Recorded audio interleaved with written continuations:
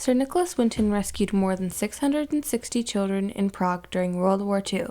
However, transporting the children was not a straightforward task, and he had to compromise with government demands, which caused difficulties. Today, Nicholas Winton is remembered for his courageous act of kindness, and it inspires all generations to follow in his footsteps and fight against the evil in this world. Nicholas Winton was born Nicholas George Wertheim on May 19, 1909, in West Hampstead, England. He was the firstborn child of German Jews Rudolf and Barbara Wertheim. His family was well off, and his father was a banker. Winton attended Stowe School in Beckenham. He followed in his father's footsteps and apprenticed in banking. After school, he worked in banks in Berlin, Paris, and London. In 1931, he traveled to London and started a career as a stockbroker, using his free time fencing and ice skating. Then, 7 years later, a 28-year-old Winton received a phone call from his friend, Martin Blake. Blake asked him to forego a ski vacation and instead join him in Prague. In Prague, Winton visited refugee camps. I found out that the children of refugees and other groups of people who were enemies of Hitler weren't being looked after. I decided to try to get permits to Britain for them. World War II had begun, and even though it hadn't quite struck Prague, people were worried. Hitler was driving many Jews out of the country, and as a result, there were many refugee camps. Sadly, the families and children in the camps were not getting enough food, and many did not have shoes or coats. The children had the greatest impact on Winton, and he was determined to take action. He went to an organization that helped get refugees out of the country. However, the organization did not have much support for children. This is where Nicholas started to help. When parents learned that Winton was trying to transport children out of Prague, they started to come to his hotel and begged him to take their children. The parents desperately wanted at least to get their children to safety when they couldn't manage to get visas for the whole family. When he had enough money, Winton moved his operation to an office building.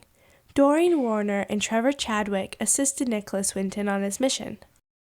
Doreen acted as his secretary, and she recommended Winton to the BCRC, British Committee for Refugees from Czechoslovakia, making it possible for him to create a children's section of the BCRC when he returned to London. Trevor, on the other hand, was stationed in Prague and had to select the children. Trevor also had to get the children on board the trains. Nicholas Winton tried to send the children to the U.S., but they refused.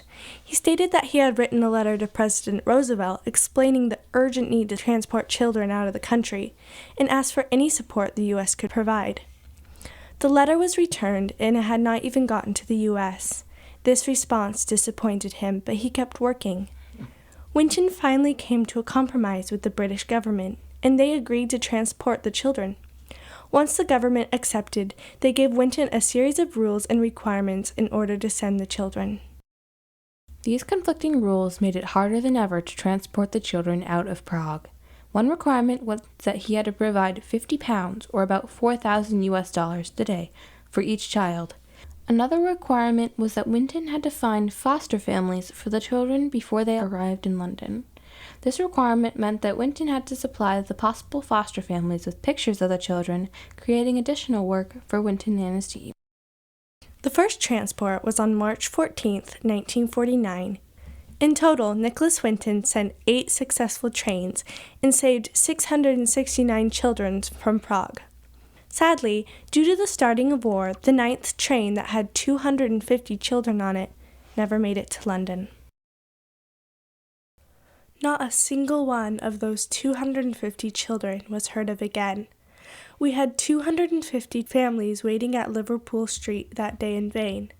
If the train had been a day earlier, it would have come through. When the war began, it halted the transportation of children. However, this did not stop Nicholas from helping in other ways. He became an ambulance driver for the Red Cross and later joined the Royal Air Force. After the war, he did activities such as refugee assistance and overseeing the sale of Nazi loot. On October 31st, 1949, Nicholas Winton married Greta Gelstrup, and together they had 3 children, Barbara, Nick, and Robin. Throughout the next 5 decades, Nicholas did not tell his family or friends of the great deed he had done. This all changed when his wife Greta found a scrapbook of the children's papers and pictures in the attic. Once his secret was revealed, the children Nicholas Winton had saved began to find out the mystery of their past, and many got to meet Nicholas. Winton was very modest about the whole thing. I just saw what was going on and did what I could to help. Many of the children Nicholas saved grew up to have families of their own, resulting in generations of people that owe their lives to Nicholas Winton. Not only did the saved children recognize Winton as a hero, but in 2003, Winton was knighted by Queen Elizabeth II for services to humanity. He also received the highest honor a civilian can get, the Order of the White Lion, and several movies have been made about his incredible story. His perseverance and hard work inspires others.